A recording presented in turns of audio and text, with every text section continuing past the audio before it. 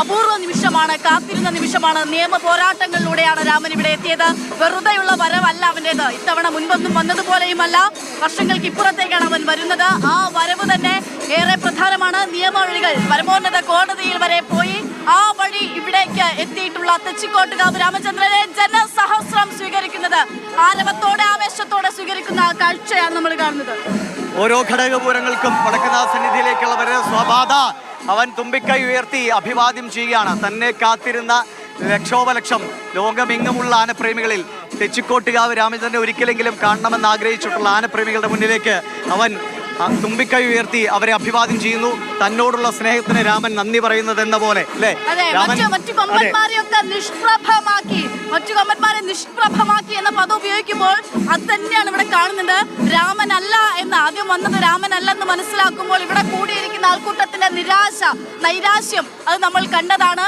അങ്ങനെ അവൻ ഇതാ തല ഉയർത്തി. ആദ്യം വന്നത് മറ്റൊരു ഗജവീരനായോണ്ട് പിന്നീട് 10 മടങ്ങ് ആവേശമാണ് ആളുകളുടെ ഇടയിൽ പ്രത്യക്ഷമായത്. കാരണം ആളുകൾക്ക് ഉറപ്പായിരുന്നു രണ്ടാമത് ഇതാ ഞങ്ങളുടെ രാമൻ തന്നെ വരുന്നത്. ഒരു വരവ് തന്നെയാണ്. ആ വരവാണ് നമ്മൾ കണ്ടത്. എവിടെ നിന്നായിരുന്നു നമ്മളെ ഒഴുകിയ തള്ളി കടൽ തിര പോലെയാണ് മനുഷ്യർ ഇങ്ങ് തള്ളി വന്നത്. നമ്മൾ കുറെ താഴേക്ക് എത്തിയിട്ടുണ്ട്. നമുക്കിപ്പോൾ എന്തായാലും മസ്തകം ഉയർത്തി നിൽക്കുന്ന, ശിരസ് ഉയർത്തി നിൽക്കുന്ന രാമനെ കാണാം. രാമനിതാ പതുക്കെ കാലടികൾ വെച്ച് മുന്നോട്ട് നീങ്ങുകയാണ്.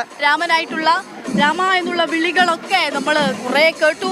ഇവിടെ ഇപ്പോഴും ആളുകൾ അവനെ ഒന്ന് ചിത്രം പകർത്താനായി, അവനെ വീണ്ടും വീണ്ടും കണ്ട് ആസ്വദിക്കുന്നവർ, അവനെ കണ്ടവർ പുറകോട്ട് മാറി, കാണാത്തവർ മുന്നോട്ടേക്ക് പോകുന്ന കാഴ്ചയൊക്കെ നമ്മളിതാ കണ്ടുകൊണ്ടിരിക്കുകയാണ്.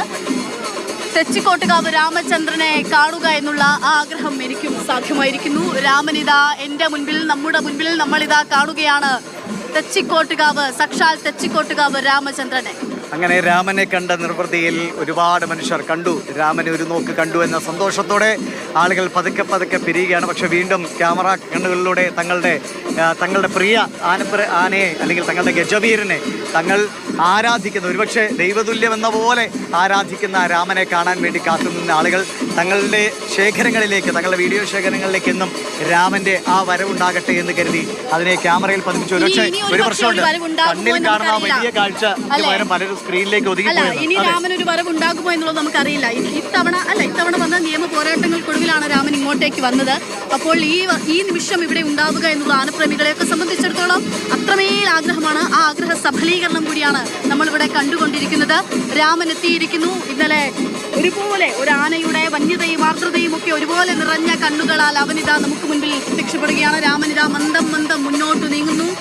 രാമന്റെ മുന്നിലുള്ള പാപ്പാന്മാരെ സംബന്ധിച്ചിടത്തോളം, അല്ലെ, ആ ആളുകളെ സംബന്ധിച്ചിടത്തോളം അവർക്കും അഭിമാന നിമിഷമാണ്. കാരണം ഇത്രയേറെ ആളുകൾ കാത്തിരുന്ന ഒരു ചടങ്ങിന്റെ ഭാഗമാവുക എന്നത്, അല്ലെങ്കിൽ പൂരവിളംബരം, അതെ, അവരാണ് ഇത്. ഒരുപക്ഷെ പൂരവിളംബരത്തിനേക്കാൾ അധികം ആളുകൾ ആവേശത്തോടെ കാത്തുന്ന ഒരു ചടങ്ങ് കൂടിയായി രാമന്റെ സാന്നിധ്യം കൊണ്ട് ഇത് മാറിയെന്ന് പ്രത്യേകിച്ചാണ് ചെമ്പക്കാവ് ഭഗവതി ക്ഷേത്രവുമായി ബന്ധപ്പെട്ട അവിടുത്തെ ദേശക്കാരൊക്കെ പറഞ്ഞത്. രാമൻ വന്നതോടുകൂടി ഞങ്ങളുടെ ആഘോഷം കൂടുതൽ വർണ്ണാഭമായി മാറി എന്നതാണ്. ആ സന്തോഷ നിമിഷമാണ് നമ്മൾ ഇവിടെ ആളുകളിൽ നിന്ന് ഉയർന്ന ആരവങ്ങളായി കണ്ടത്.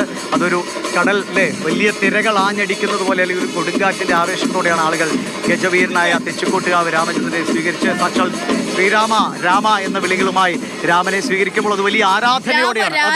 രാമ രാജാവ് എന്നാണ് പറയുന്നത്. വലിയ ആരാധനയോടെയാണ്. എങ്ങനെയുണ്ട്?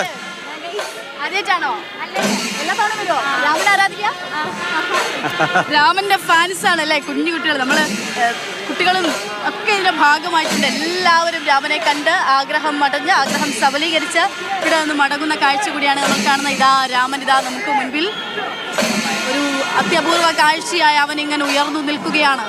രാമന്റെ ഇരുവശങ്ങളിലും മറ്റു 2 ഗജവീരന്മാരുണ്ട്. തെക്കേ ഗോപുര നടയിൽ നിന്ന് പതുക്കെ താഴേക്ക് ഇറങ്ങി മേളത്തിന്റെ അകമ്പടിയോടെ പതുക്കെ ചൂടുകൾ വെച്ച് മുന്നോട്ട് പോവുകയാണ്. അങ്ങനെ രാമന്റെ തെച്ചിക്കോട്ടുകാവ് രാമചന്ദ്രന്റെ പൂരത്തിലെ ഈ വർഷത്തെ അവന്റെ ആ സാന്നിധ്യം അറിയിച്ച് അവൻ മടങ്ങാനുള്ള ഒരുക്കത്തിലാണ്. അങ്ങനെ മണിക്കൂറുകൾ നീണ്ട രാമനെ അവിടെ നിന്ന് ചെമ്പൂക്കാവ് ഭഗവതിയുടെ ശിരത്ത് കിടമ്പേറ്റുന്നതിന് മുൻകൂടിയായി രാമന്റെ ഒരുക്കങ്ങൾ അതൊക്കെ ആവേശപൂർവ്വമാണ് രാമനെ ഇഷ്ടപ്പെടുന്നവർ കണ്ടുകൊണ്ടിരുന്നത്. അവിടെ നിന്ന് തുടങ്ങിയ മണിക്കൂറുകൾ നീണ്ട ആ എന്താ പറയുക ഗജ ഘോഷയാത്ര അല്ലേ, അങ്ങനെ തന്നെ വിശേഷിപ്പിക്കാവുന്ന നിലയിൽ രാമൻ ഇങ്ങോട്ടേക്ക് എത്തി.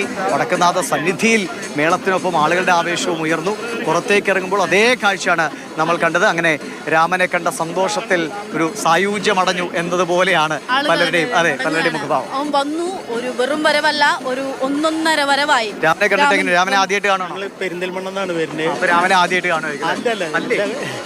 എല്ലാ വർഷവും രാമനല്ല എവിടെ കൊണ്ടുവരും അവിടെയൊക്കെ ഞങ്ങൾ ഓഹോ, രാമൻ ഏത് രാമനെ. എന്റെ പേര് സുധാകരേട്ടൻ. രാമൻ എവിടെ ഉണ്ടോ അവിടെ സുധാകരൻ ഉണ്ടോ? ഒരിടത്തും വിടില്ല, ഒരു ഉത്സവം വിടില്ല. ഇവിടെ ഇപ്പൊ രാമനെ കണ്ടപ്പോ എന്ത് തോന്നി? വളരെ ഭംഗിയായി, ഗംഭീരം. രാമനുണ്ടെങ്കിൽ ഒരു കൊഴുപ്പുള്ളൂ അല്ലേ? എങ്ങനെയുണ്ട് രാമനെ? രാമനെ ഫാനാണോ? പേരെന്താ?